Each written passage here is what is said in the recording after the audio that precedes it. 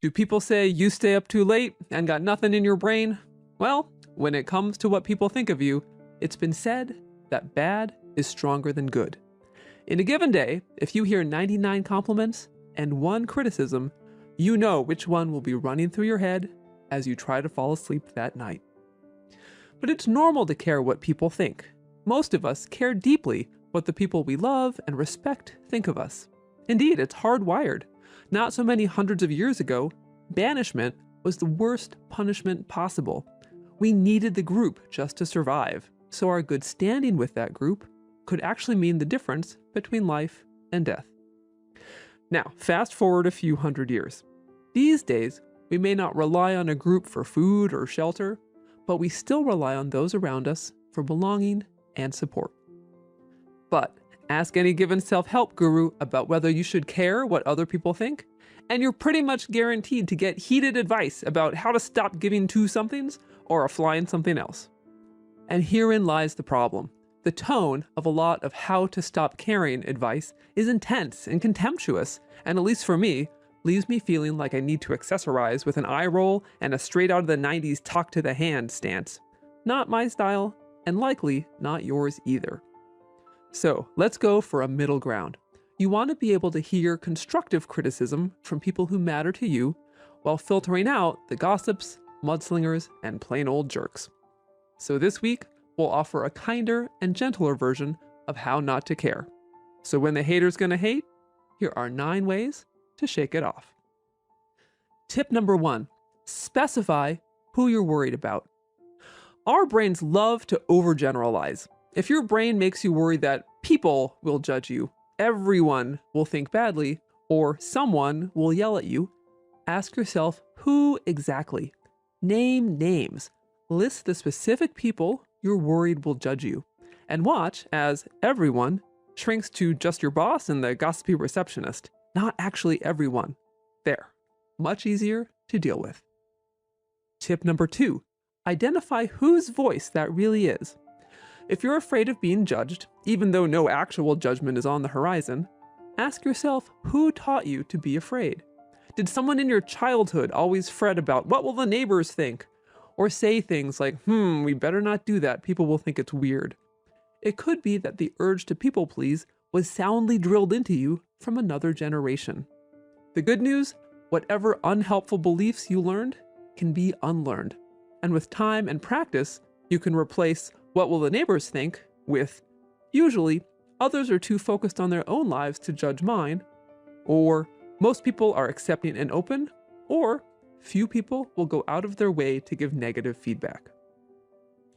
Tip number 3, don't get defensive as a reflex. If the basketball arena in your mind yells defense, defense as a knee-jerk reaction to every criticism, consider doing something revolutionary first. Listen. When we put up a wall of defensiveness, immediately everything hits the wall. Gripes and complaints for sure, but also good advice and helpful feedback. So after you've actually listened, you can sift through and decide whether any of the feedback might actually help you do better. Tip number 4, consider the packaging. If someone has taken the time to deliver constructive feedback to you in a caring way, say they're careful to critique your product or your behavior, not you, or they balance their critiques with genuine compliments, it's definitely worth listening, even if you ultimately reject their advice.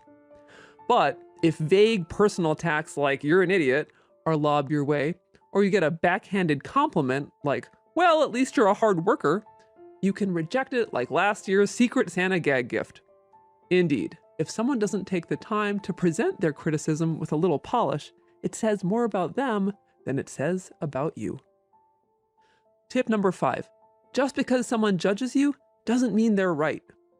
It's important to remember that their opinion is not the cold and final truth. You can disagree with your critics, but if you do get the nagging sense that they might be right, try tip number 6, rise above or at least fake it. Even if you have steam coming out of your ears, by staying civil, even thanking your critic, you'll accomplish 2 things. One, it will appear as if you're unscathed by rude comments, and anyone witnessing this will be impressed with your steady rockin'. It's a rare individual who can field haters without hate. But two, you'll simply feel proud of yourself. You'll stand tall instead of stooping to their level. Tip number 7, think about how you can handle it. Our brains often get stuck in worst case scenario mode. Everyone will hate me if I walk in late, or I'm gonna screw this up and get yelled at. If your brain always gets sucked towards imaginary catastrophes, think about how you would cope in the unlikely event it actually happened. Seriously, who would you call? What would you do? How would you make yourself feel better? Thinking that you're someone who can handle things, even at their worst, makes the, again, unlikely, worst case scenario that much less scary. Tip number 8, remember that people change their minds. Today a hater, tomorrow a fan. People are fickle. Think about how voting shifts from election cycle to election cycle. Think about how trends come and go. If there's one thing that's for sure, it's change. So stick to your guns and let opinions change around you. Eventually, you'll come out on top. And finally, tip number 9, challenge your beliefs. Folks who are worried about judgment often carry around perfectionistic beliefs. They often think that only a perfect performance will stave off inevitable harsh criticism. So here's a way to challenge those beliefs. Make some mistakes on purpose and see what happens. Send an email with a deliberate typo, allow for a few seconds of awkward silence during a conversation, or ask the clerk at the hardware store if they carry sunscreen. You'll learn what happens when you make a mistake. Nothing. To wrap up, you are your own worst critic. And this makes sense. In your life, you have the most at stake. But every other person on the planet is also the biggest stakeholder in his or her life, which means they're not focusing on yours. So rest easy. Criticism happens, but approach it like a yard sale.